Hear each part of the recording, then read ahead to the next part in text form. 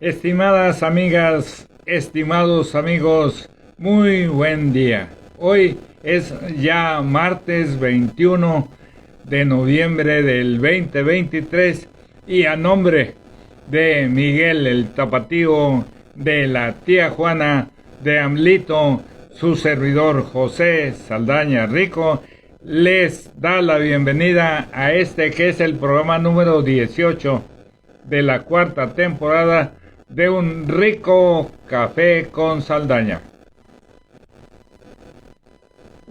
En este viaje virtual en donde rescatamos el testimonio y el trabajo de extraordinarios personajes, esa es nuestra encomienda, de que no haya un Alzheimer social, que cada uno de nosotros recordemos con mucho agrado quienes han estado dejando un legado que es el que hacemos referencia.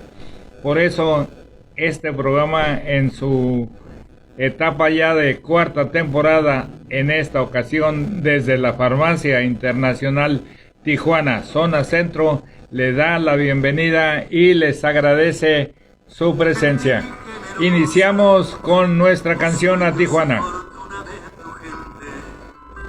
Ha sido comprensiva y amorosa, distinguida, graciosa, diferente, porque has sufrido mucho, eres más fuerte, has visto la maldad antes y ahora, aunque hablen mal de ti sin conocerte, Dios te ha hecho más digna y más señora.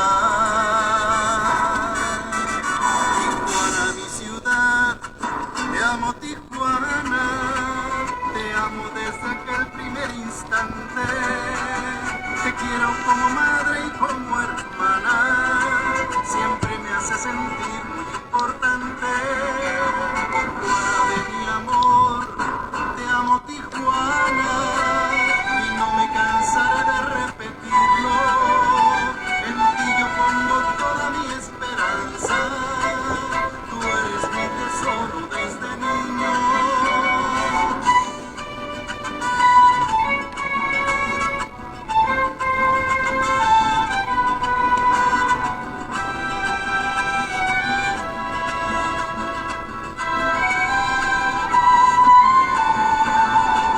Alejado de ti yo sentiría un mundo de nostalgia y de tristeza.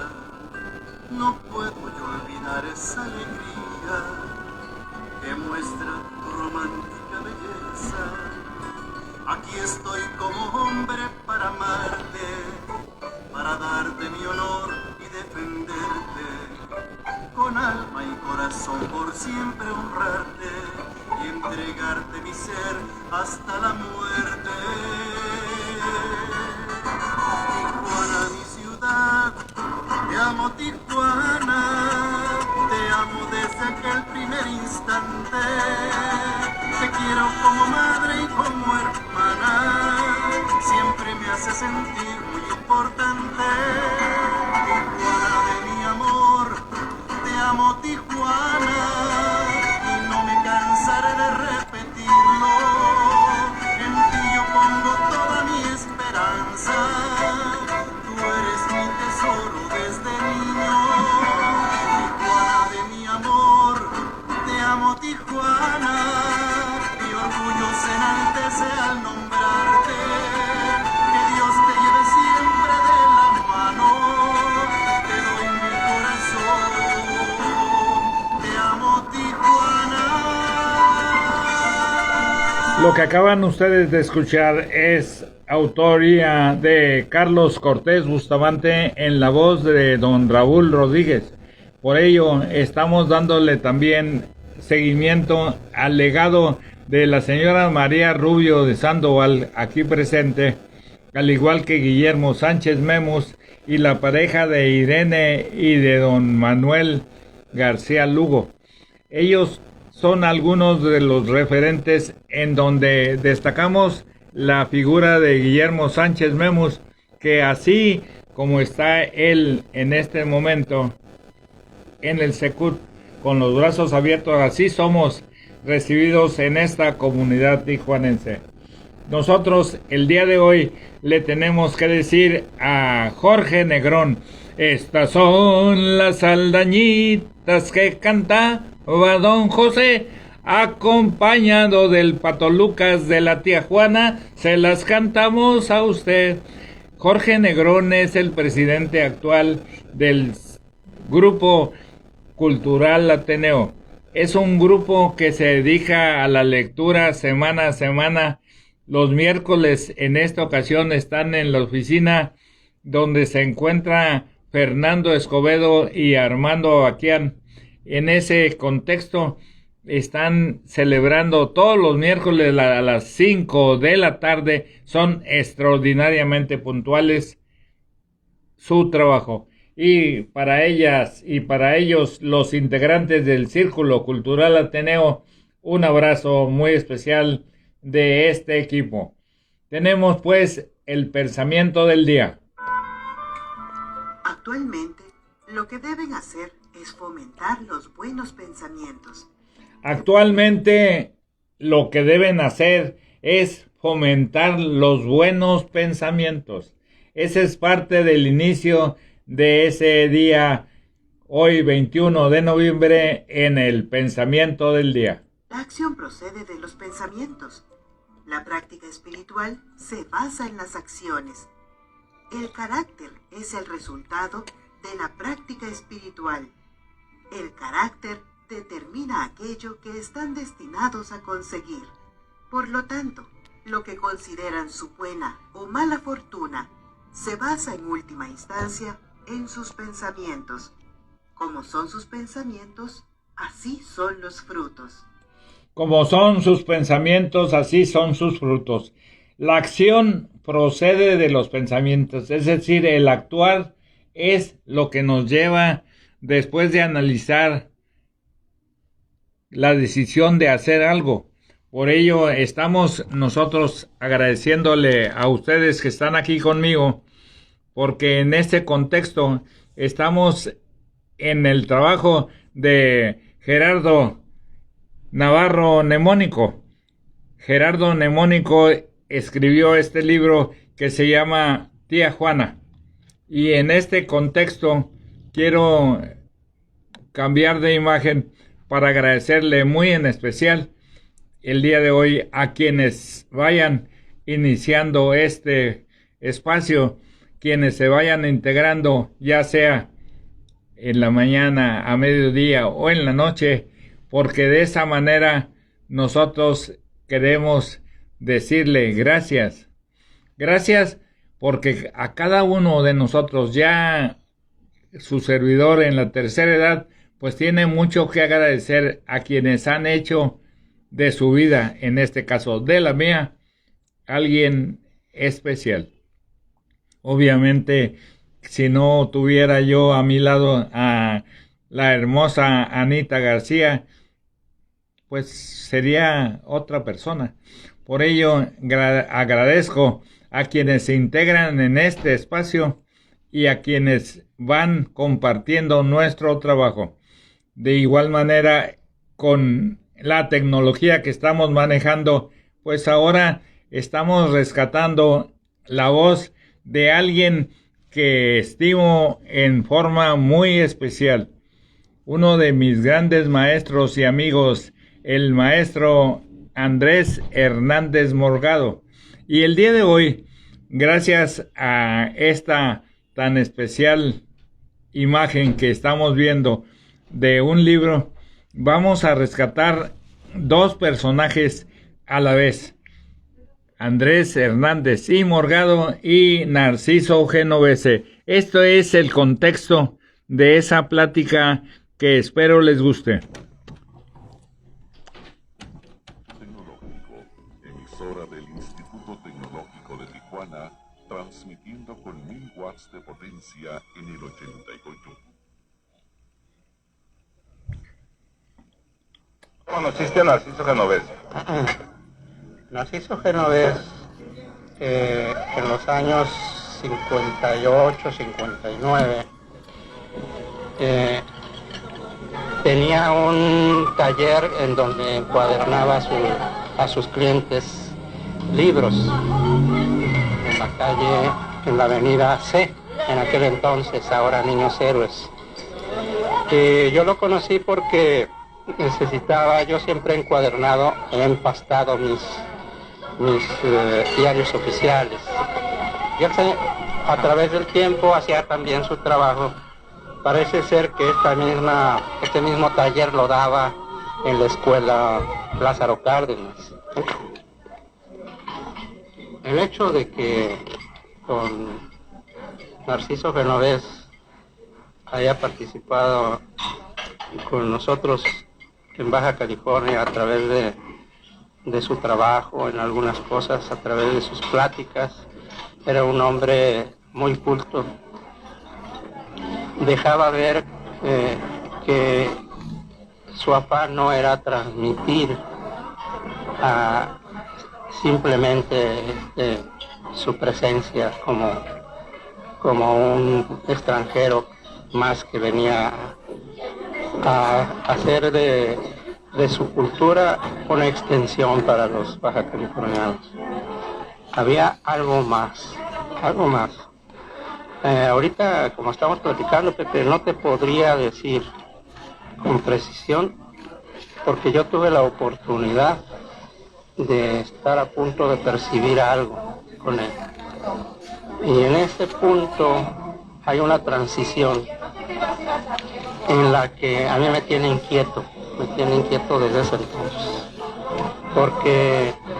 Porque ahí se manifestó la presencia de Dios, la presencia de un hombre que tenía una misión, como la tenemos todos aquí en el mundo. Tenemos algo que hacer, ¿verdad? Y posiblemente tengamos que hacer cuentas después con alguien de...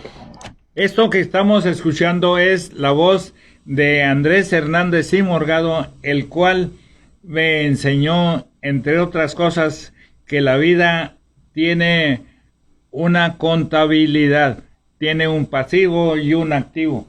Y por eso en este contexto quiero de igual manera agradecerles a quienes están iniciando con nosotros en este espacio y quienes ya me dieron un saludo muy especial. Por ello, tengo que decirle a las siguientes personas, gracias, muchas gracias. A Marta Cecilia López, muchísimas gracias, del Instituto de Investigaciones Históricas UABC.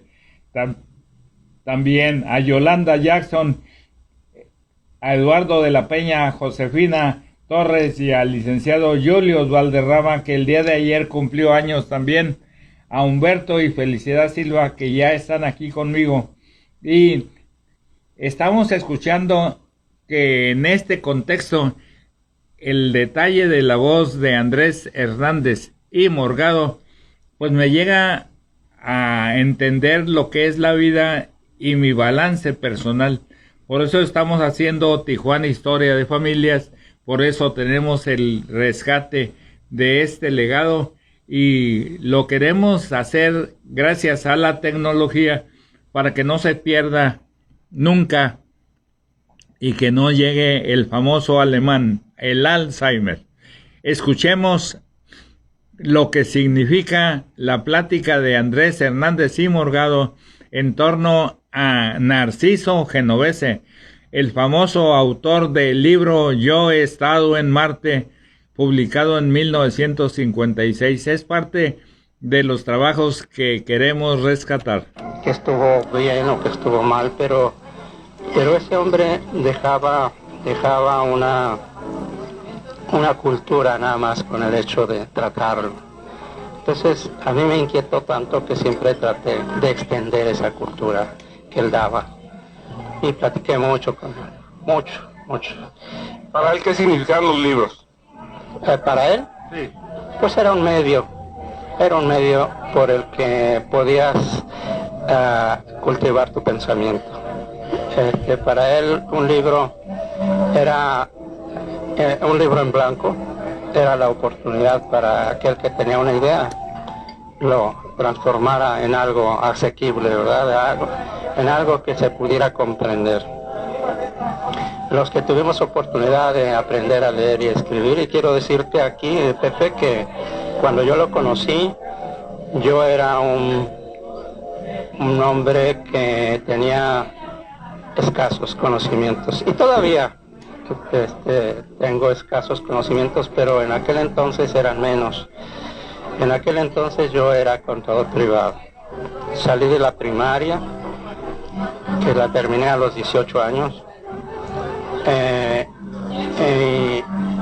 y de ahí salí a estudiar una carrera corta de contador privado. Esa era mi cultura con el señor Narciso Genovese.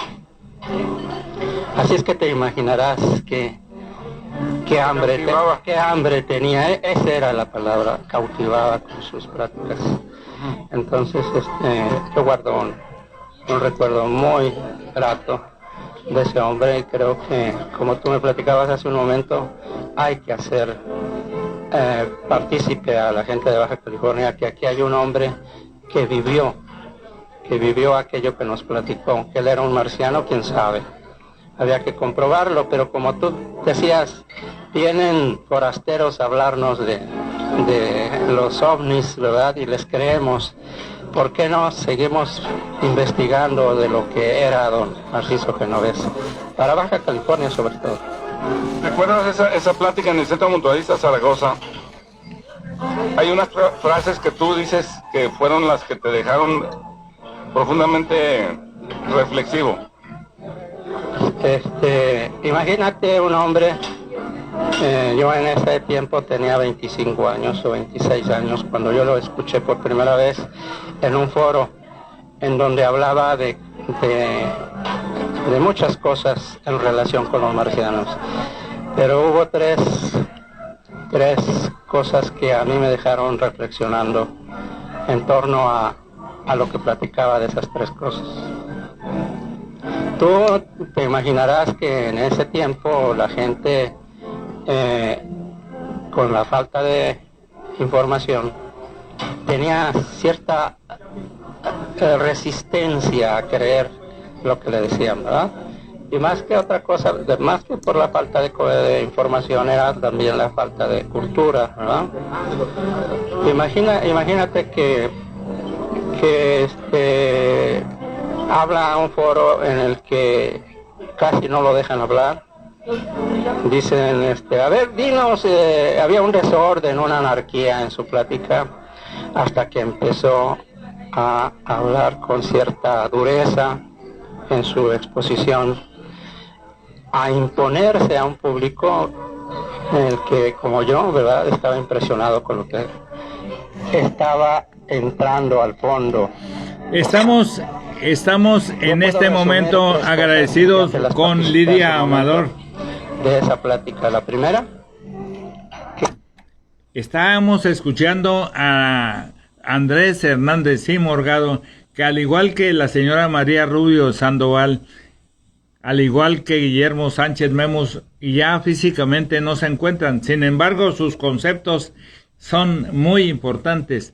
Está Andrés Hernández y Morgado transmitiéndonos su experiencia en una plática con Narciso Genovese que celebró en el Centro Mutualista Zaragoza, en donde él hablaba de que había estado en Marte. Muchísimas gracias, Lidia Amador, por estar con nosotros. Más o menos, entrecomillado, te voy a expresar lo que dijo, más o menos, palabras más, palabras menos, pero dijo: para el que no crea, que piense en relación a que si se considera que es el único en la Tierra, ¿verdad?, en el que puede habitarla, debe pensar que hay otros seres que vienen de visita, que reflexione en ese punto. El segundo, que piense que si es único en la Tierra, puede ser el único en el universo. Esa es la segunda reflexión. Y la tercera es que si todos en el universo y en un planeta, con otros planetas en donde hay hermanos, no haya un Dios para todos, nada más creen que Dios tiene hijos en la tierra. Esas tres cosas de momento pasan desapercibidas, pero a través del tiempo, cuando vas leyendo, ¿verdad?, vas siendo libre de pensamiento, que ese es otro de las cosas en las que debemos de tratar de aprender a volar, ¿verdad?, para ser libres y para no juzgar, pero para poder hacer una opinión, ¿verdad?, aunque sea muy personal, de todo lo que sucede a nuestro alrededor. Ese señor, posteriormente, a los escasa semana, lo visité para recoger un libro. Y en su plática me dejó muy seriamente impresionado de cosas que platicamos y de cosas que por mi cobardía posiblemente no pude llegar al fin de lo que él estaba expresando. Quizá en ese momento por cobardía. Ahora pienso que fue mejor así, ¿verdad? Sigo inquieto con su tema. Me gusta mucho un libro que lo conozco, ¿verdad?, entre líneas, algunas líneas, pero que quisiera tenerlo. Se llama Un marciano en la Tierra, o Yo he estado en Marte. Sí, ese libro quisiera tenerlo. Pero sé que tiene otros, Una nueva aurora también, creo que es de él. No los he podido encontrar en ningún lado. Bueno, yo quiero comentarte en torno a cuando conociste tú a Narciso Genovese. Después, ¿había necesidad de irlo a visitar, aparte de darle trabajo? ¿O te gustaba de tal manera la plática que lo buscabas? Desde luego que sí, y uno de los motivos que yo encontraba era el trabajo que él me hacía, ¿verdad? Ese vamos a decir que era un pretexto. Sí, 2 veces estuvo en mi despacho. Él iba a promover su trabajo entre la gente que yo conocía. Yo lo recomendé mucho en algunos clientes, pero sí, desde luego sí hubo mucho acercamiento. ¿Por qué crees que le gustaban tanto los libros? ¿Por qué cuidaba tanto los libros? ¿Por qué hacía ese trabajo? Bueno, es una cosa que yo no he podido relacionar entre un hombre tan culto y un hombre que hace un trabajo tan humilde, tan sencillo y tan necesario, porque era muy necesario cuidar un libro, y él los cuidaba a través de su trabajo. Entonces, yo siempre cuestionaba, ¿verdad?, que un hombre tan culto fuera un maestro en una escuela y eso fuera exclusivamente su misión. Por eso es tan inquietante el conocer la trayectoria de ese hombre, que a mí se me hace que los que tenemos interés tenemos que buscar el por qué él llegó aquí a Tijuana, por qué escogió este lugar. Él hablaba de muchos personajes, creo que uno de ellos, de su predilección, formó parte muy trascendental en su pensamiento, fue Marconi, un inventor y filósofo, creo, italiano.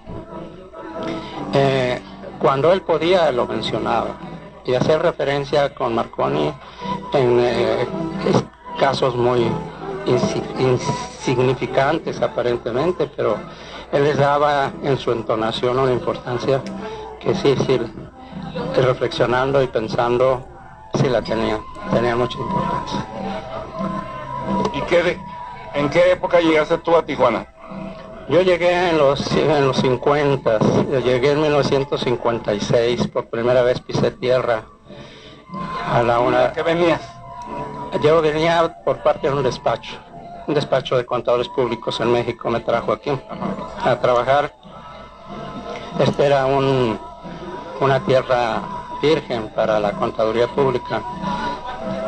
perdón, y aunque yo no era contador público, pues destaqué en ese despacho de tal manera que me encomendaron trabajos muy especiales. Pero después decidiste entrar a la universidad y eras el más viejito de tus compañeros, ¿verdad? Sí, así es. ¿En qué año empezaste? Yo en la universidad, hasta que se abrió la universidad, en 1954 se abrió en estatutos, ¿verdad?, del Estado, existe esa fecha, la de agosto de 1954, no, 57, perdón, 1957, como nacimiento de la universidad.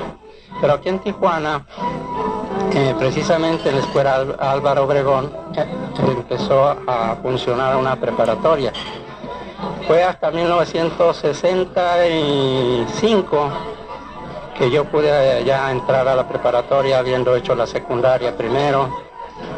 Entré a la preparatoria en la Universidad Autónoma de Baja California, y desde ese entonces funcionaba la universidad en un edificio de la colonia Benito Juárez, allá arriba, como decimos siempre, allá rumbo a la televisión. Ahí duré 65, terminé los 2 años de prepa, 67 entré a la universidad y en 72 terminé mi carrera. Yo tenía 40 años exactamente, 40 años, por eso me decían el viejito.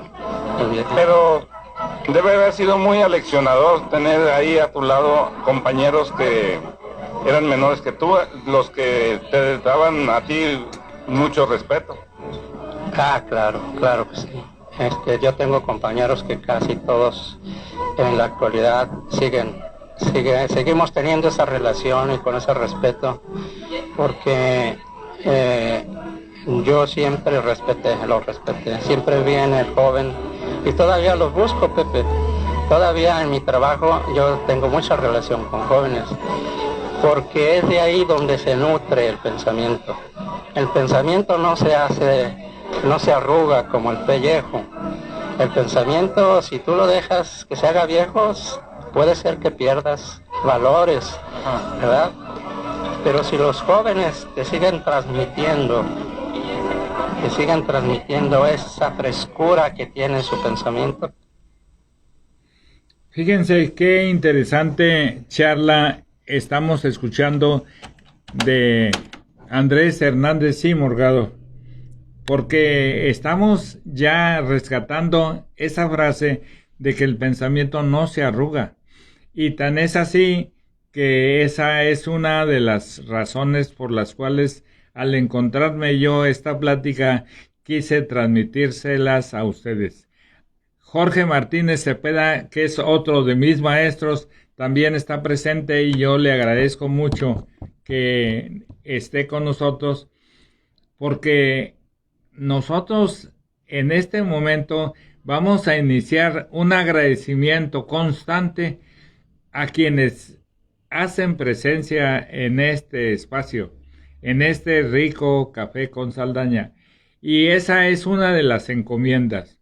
Nosotros también en este viaje virtual queremos hacer presente, siempre presente, que el legado y el testimonio al mérito ajeno, esa es una constante, porque gracias a ello nosotros tenemos que entender que poco a poco va haciendo útil alguna persona y deja una lección, deja un trabajo, deja una encomienda.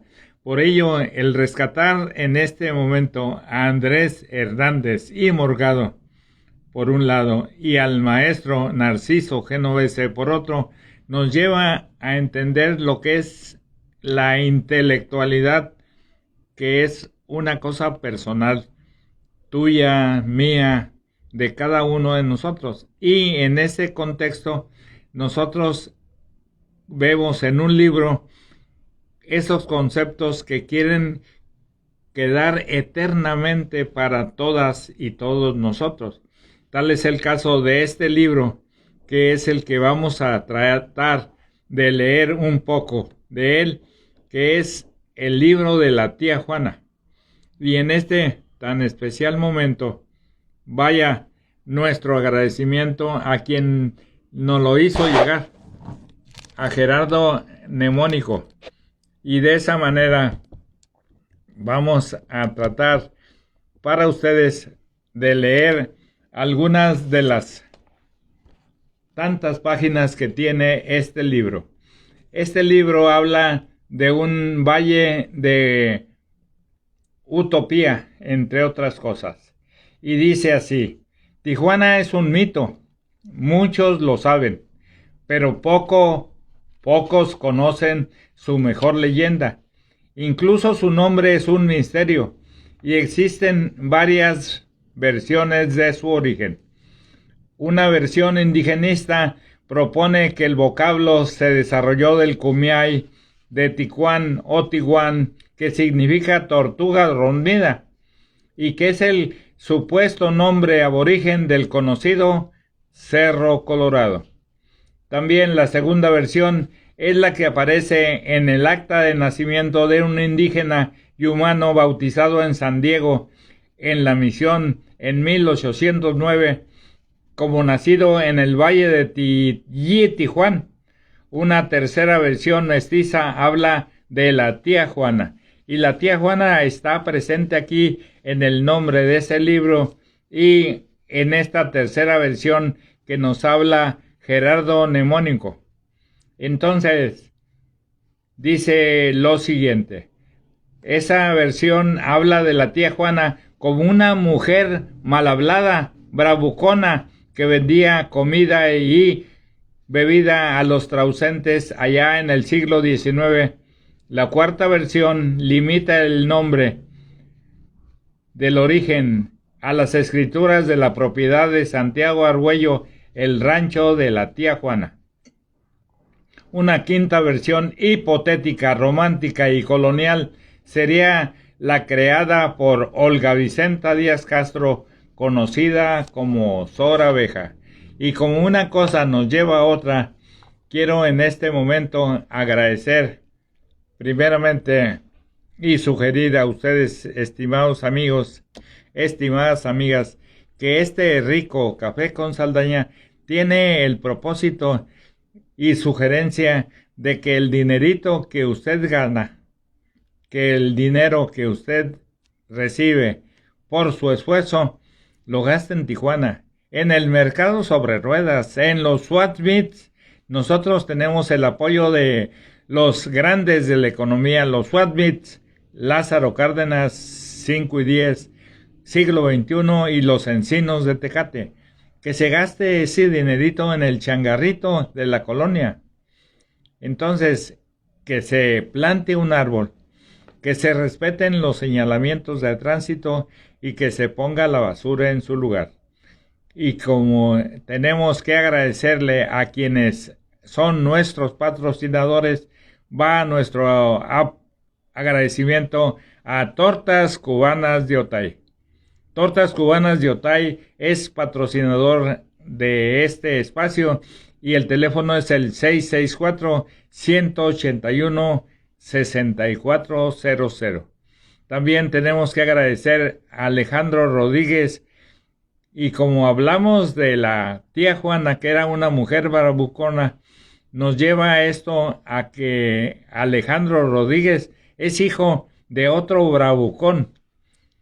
Así le decían a su padre, don Francisco Rodríguez Boca Brava.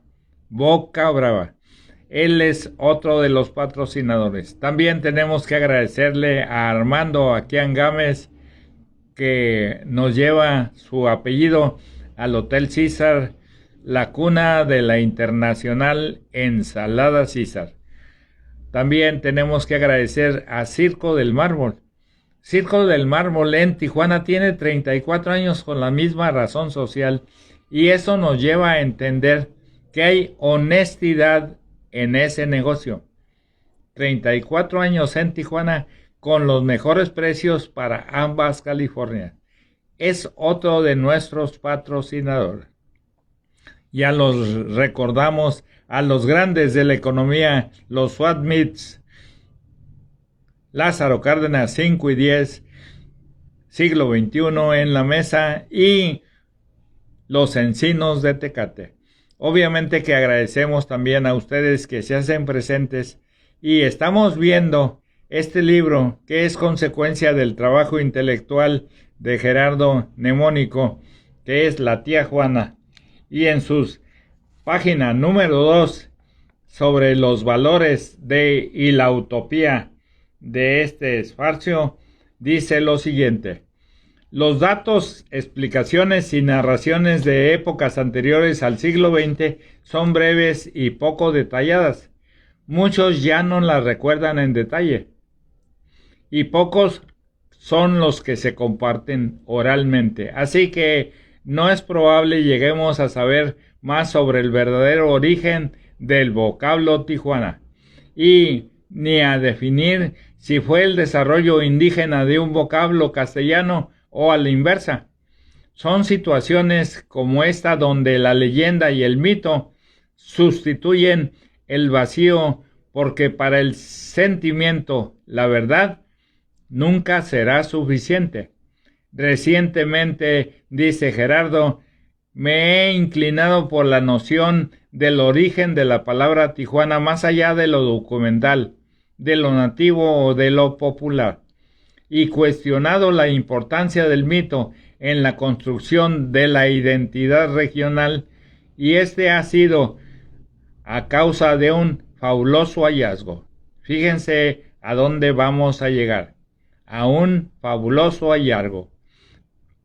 Fue en el año de 2019 en los patios del Instituto de Arte y Cultura ubicado en el Palacio Municipal que se llevó a cabo la tercera feria del libro antiguo y de ocasión. Buscando entre antiguos tomos de tamaño irregulares, encontré y compré varios libros.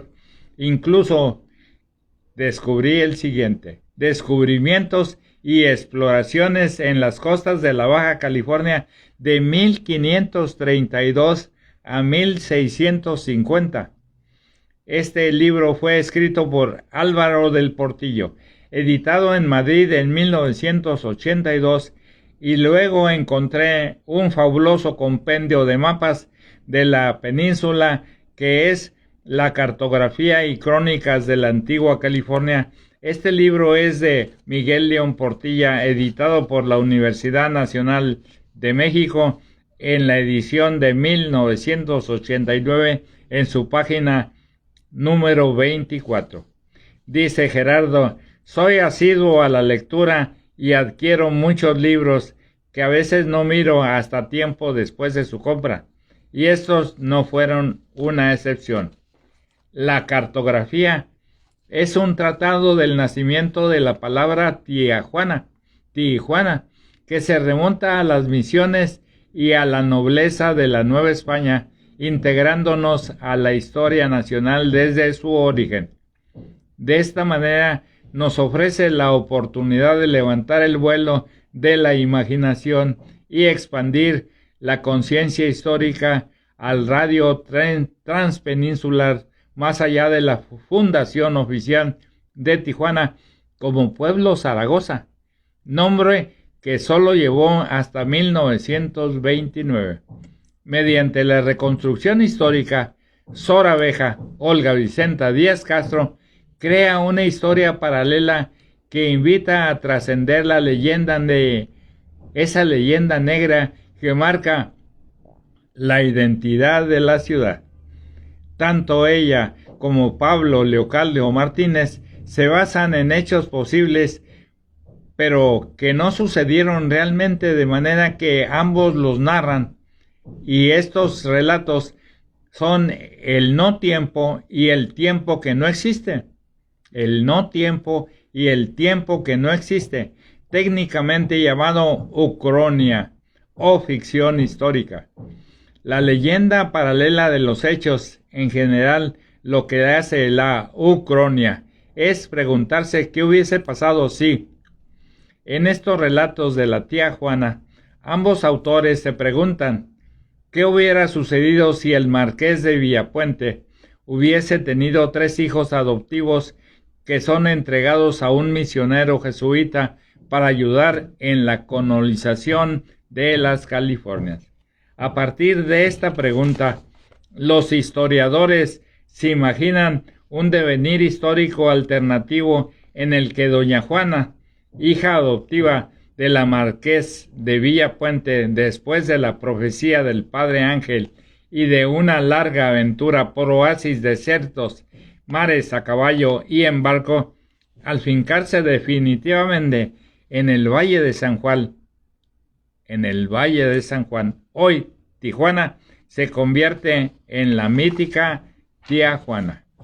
En esa saga, que culmina hasta llegar a la tierra prometida, el Valle de San Juan es el territorio de la futura Tijuana.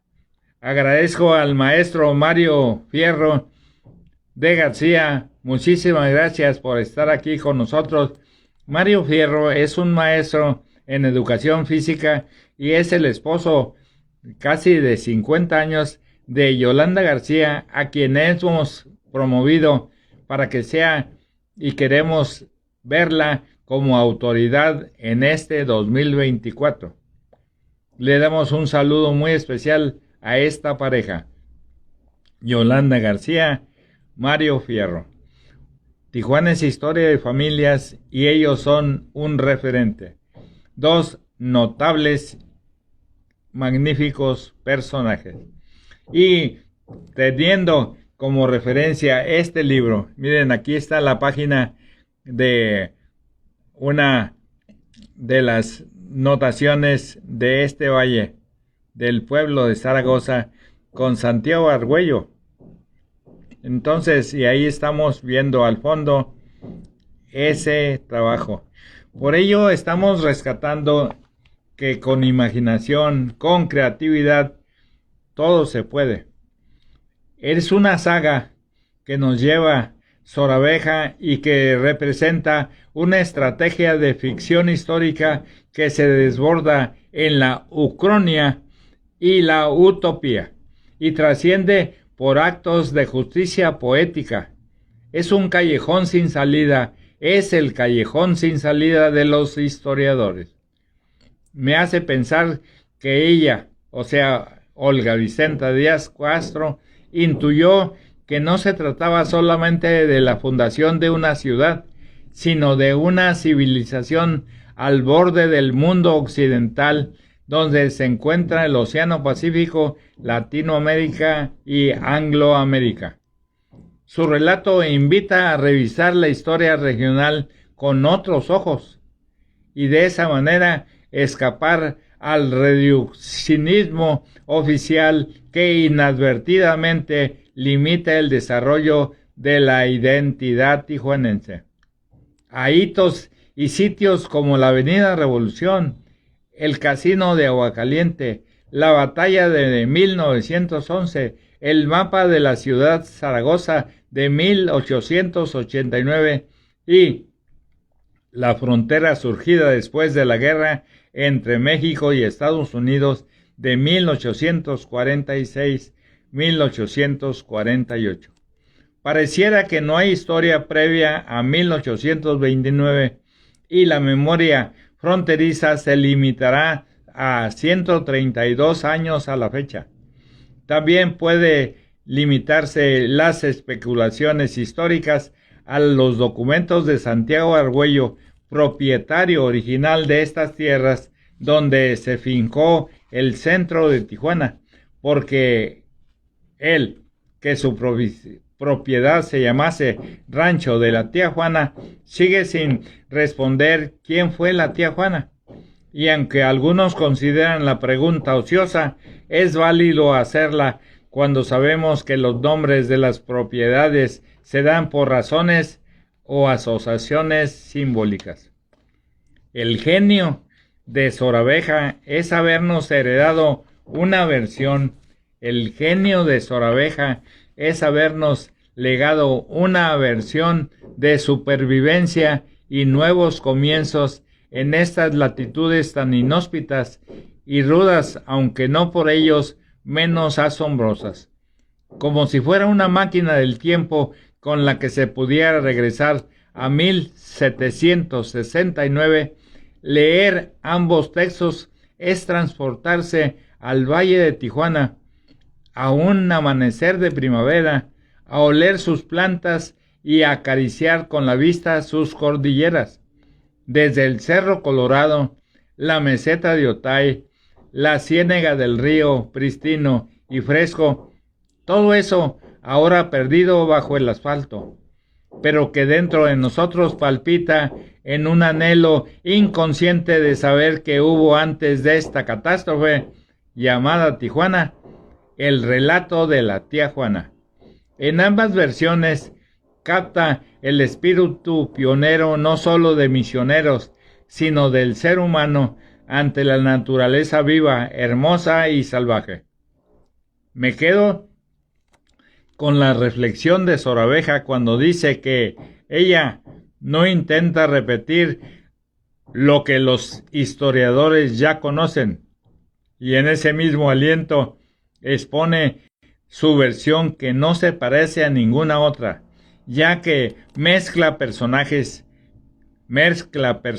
históricos y ficticios, el melodrama misional con las aventuras del siglo XVIII, y dentro de su romanticismo no deja de apegarse a los datos y a los hechos, alterándose mínimamente en el avance del relato. Sigue el progreso de la colonización, esa colonización misionera, pero evoluciona con la madurez y con el drama de Doña Juana y sus hermanos. Este es un punto valioso por original. Ningún escritor de la región anterior a Sor Abeja había entrecruzado personajes imaginarios y reales en eventos coloniales que sucedieron en diferentes misiones jesuitas de la California. Por eso, cuando nos fascina haciendo con él viajes imaginarios retrospectivos por la ruta que recorrieron a lo largo de la península aquellos varones de inmarcesible gloria, los misioneros jesuitas, serán las iniciales Pablo Leocadio Martínez las del tal Pablito L. Martínez. Si esto fuera demostrable, lo pienso en retrospectiva. Tal vez eso sería un hallazgo importante, pero antes necesitaría saber quién era don Pablito.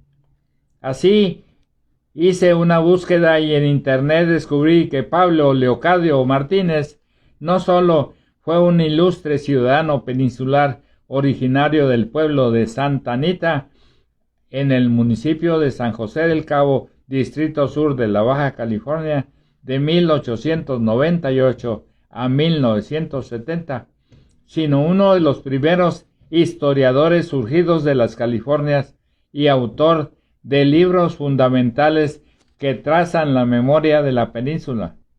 Su obra se caracteriza por haberse investigado directamente en los acervos documentales nacionales y extranjeros que tuvieron materiales sobre las Californias. ¿Podría ser estas hojas una transcripción o el intento de formalizar aquellas pláticas de las que nos habla Sor Abeja en su libro? ¿Será del historiador sudcaliforniano este documento entregado? Y si lo fuera, ¿cómo llegó al interior del libro de León Portilla? Era imposible que Pablo L. Martínez hubiese guardado ahí aquellas hojas, puesto que la cartografía había sido editada 19 años después de su muerte. Tal vez, el propietario original del libro, al ser oriundo de La Paz, tuvo acceso a algún archivo o posiblemente fuese amigo de la familia o incluso colega del historiador. Tal vez haya conocido a Sor Abeja. Claro que estas son conjeturas y quedan en el plano especulativo. No puedo afirmar ni comprobar que Pablo L. Martínez es PLM, pero la cercanía entre el relato de Sor Abeja y el texto encontrado me parece estrecha y además la autora agradece al historiador el haberle inspirado a escribir su leyenda, La Tía Juana. Esta conexión entre escritores no es extraña, abunda en la historia de la literatura y la investigación, y me hace pensar en la unión entre los habitantes de los extremos peninsulares y la relación entre el origen mítico del nombre Tijuana y la historia de la colonización transpeninsular en la Nueva España. No es menester de este autor definir la verdad, como tantos otros misterios en los albores de la memoria escrita.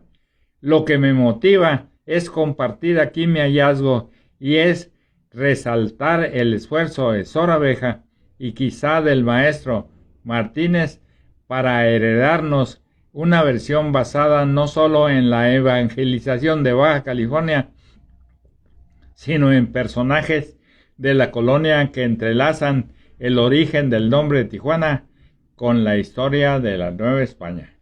Y así este libro, que es el libro de Gerardo Nemónico, nos lleva a conocer un poquito más lo que es esta extraordinaria, noble comunidad tijuanense.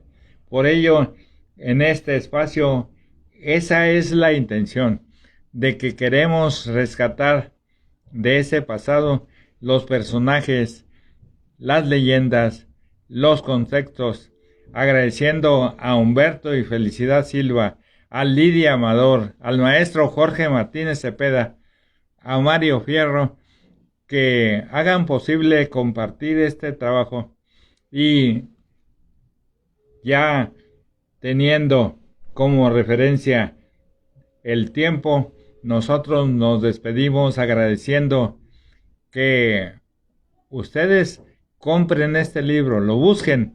Es el libro Tía Juana, que es un valle de leyendas paralelas de Gerardo Nemónico. A nombre de Miguel el Tapatío, la Tía Juana, Amlito, su servidor José Saldaña Rico, agradece y los espera Dios mediante el día de mañana al programa número 18, hoy martes 21 de noviembre. Muchas gracias.